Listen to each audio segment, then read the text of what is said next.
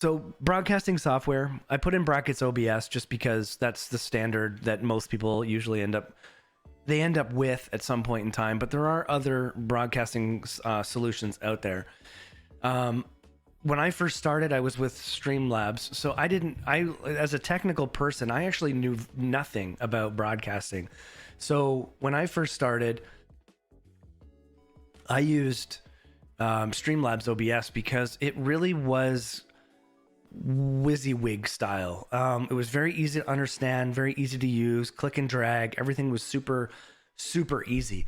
I did find that even though my computer was really good, I did find that it was harder to run that program, and it became very confusing when you didn't know what you were doing. So for me, I lacked somebody explaining this stuff to me. And as a person who works in IT and I bring out new solutions, it would be really nice to have somebody train me on these things, so that way, I know how to use them in their basic sense.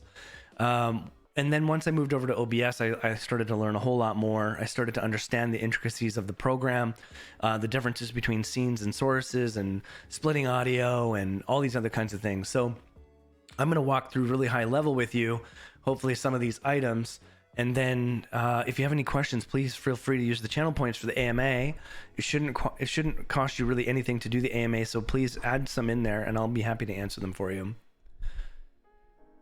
And more recently, a couple of the things I've learned how to do is nesting. So I've become really good at the nesting part. So that's scenes within scenes. And we're also going to talk a little bit about that. And then source cloning. So one of the reasons why I use source cloning is because of things like the camera, but I'm going to explain that as well.